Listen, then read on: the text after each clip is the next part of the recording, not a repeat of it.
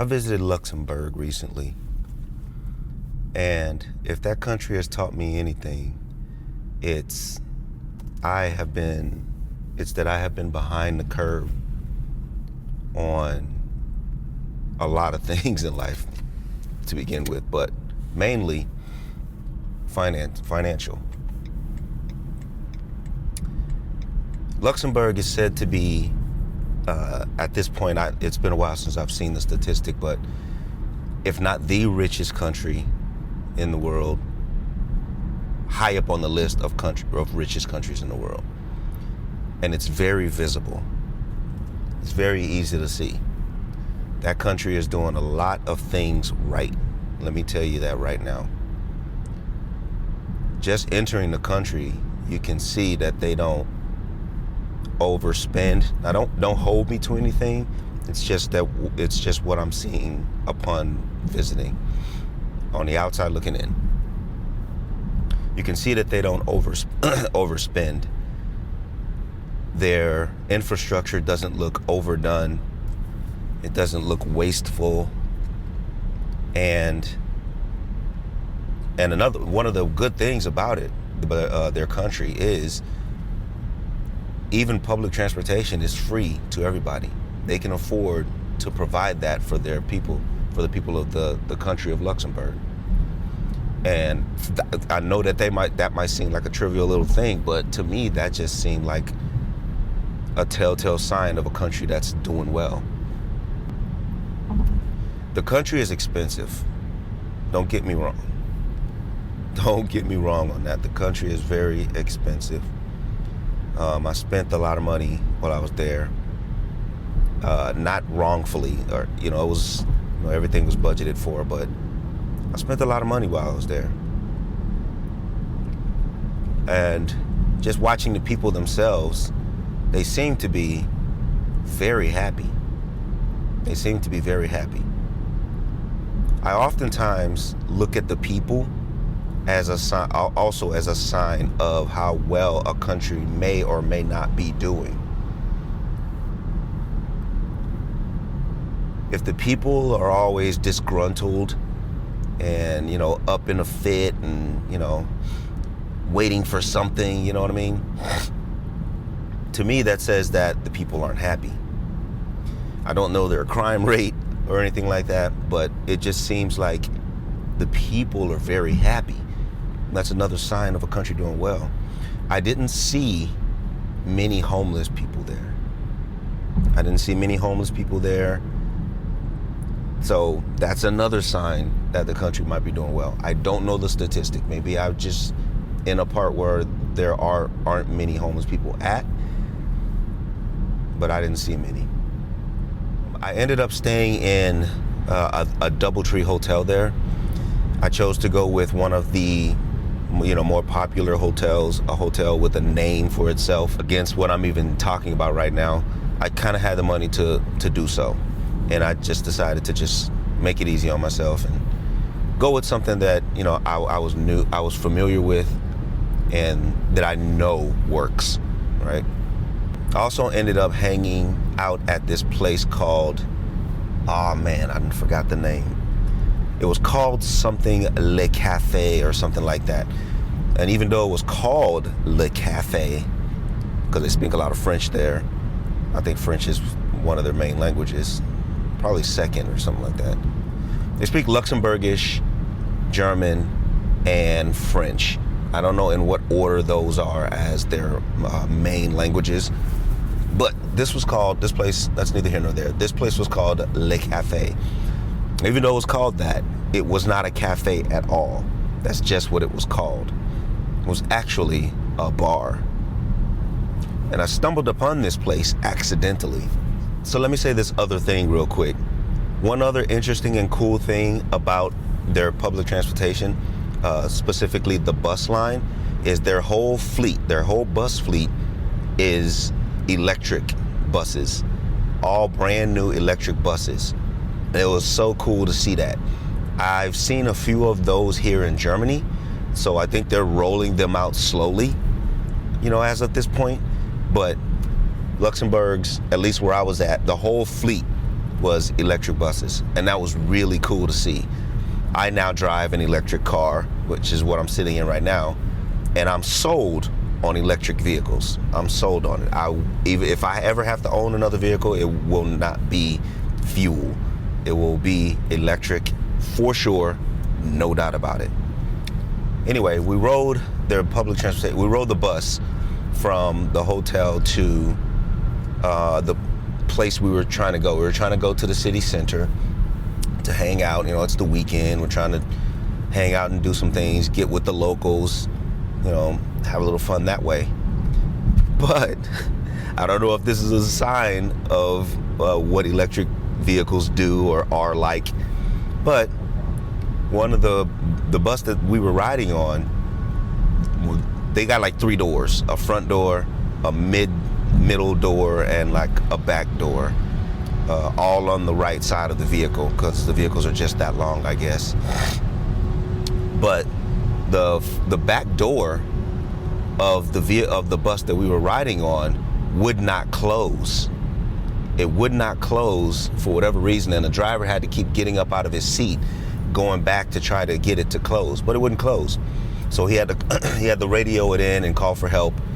And you know, he was just like, "Hey guys, the bus is going to be down for a little bit." And so, you know, that ended up happening. So we got off. Now, walking, it seemed like we were still maybe 30 minutes from where we were trying to get to, and we weren't trying to do that. I didn't really want to catch a taxi, not really.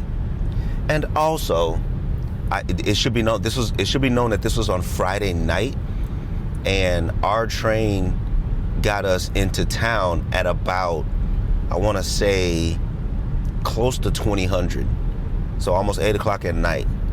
So by the time we got in, you know, got settled, you know, got some things unpacked a little bit, showered, cleaned up, and ready to get out, you can bet, you know, you can almost imagine the hour that we're dealing with. I don't remember exactly, but you can imagine the hours that we're dealing with after that amount of time. And so I didn't want to catch a taxi from that point to the center. So we jumped out of the bus and started looking around where we were. And that's how we ended up stumbling upon that place, Le Café, if that's the name. I'll put the name on the screen. I don't remember exactly. I might be way off, as a matter of fact. That's how we found this place. And we just happened to peek inside the door. We were just like, I was like, "Are y'all open?" You know, hoping somebody would understand what I was asking. Because to be honest, I tried German there, and it didn't seem like most people even spoke German, really. I know English is on their list too, so I was hoping that it worked. So it worked. I peeked in, asked them if they were open. They were.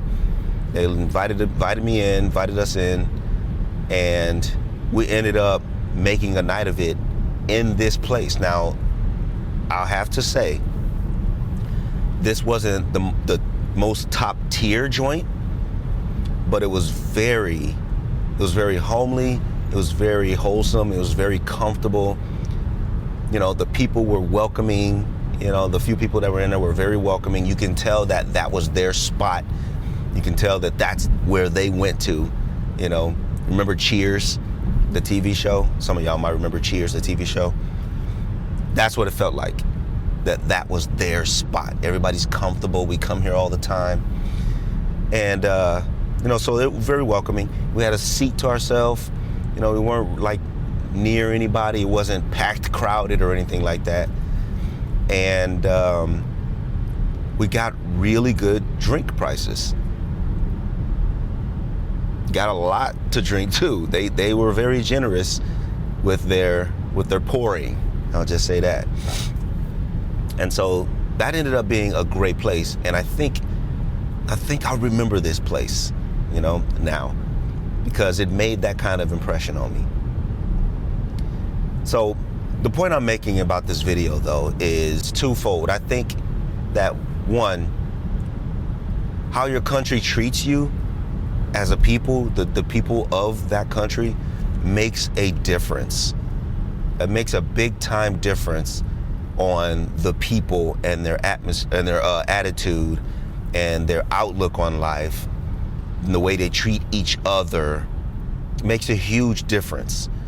And to me, that makes the country either a pleasant place to live or be or visit or not, whether or not the people are happy. It doesn't matter how much stuff you pack into your country. Oh, we got this attraction. Oh, we're known for this big old thing, and we got this and we got that. None of that matters if the people are miserable. So to that I say, make your people happy and you got yourself something right there, in my opinion. And two, like I said in the earlier part of this video, I've been doing a lot of stuff wrong in my life, man. I see countries doing so well like this, and I see the way I spend or I'm forced to spend when I'm in these countries. Like Switzerland was another one. Just, to me, very expensive. And I'm just so behind on my finances. I'll make another video about this. It's very important to, if you plan on having kids, to get your kids educated, not just, I don't mean just like school educated and book educated, which is important too, but I mean just like educated on the way the world will go, the way the world is, and how they need to maneuver and navigate themselves in this world. I spent a lot of time doing things that I was doing, thinking that I was, moving along in this world. And I was, like, we all have our different paths. I don't regret anything. We all have our different paths that we're taking in this old thing called life. But there's so many other moves that I could have been making that would have made things a little bit easier now. And I wouldn't say I'm paying for it now, but I'm seeing it now. I'm seeing it now. And hopefully I'm doing a good job teaching my kids and telling them the ins and outs and how they're going to need to maneuver and navigate in this world. Just speaking financially right now, from a financial standpoint. And that's really all I wanted to say about this visit to Luxembourg. So I'm going to try and do more of these car vlogs or car videos, because I talk to myself a lot, and y'all might call me ridiculous for doing that. It is what it is. I talk to myself a lot, and when I'm in the car, and it's not to this extent, but I do kind of, say some things out loud when nobody else is around. And so since I do that already, I figured, why not just turn the camera on and say it then? So I might do more of these kind of car videos, because on my way to work and on my way leaving work, I have to be in the car anyway. So they're automatic. They won't be, they're effortless, and they can just happen because I have to be in the car anyway. It'll be as easy as just setting up this little camera and hitting the button. So hopefully this is enjoyable. Hopefully these are enjoyable. I'll try and do more, and appreciate y'all listening.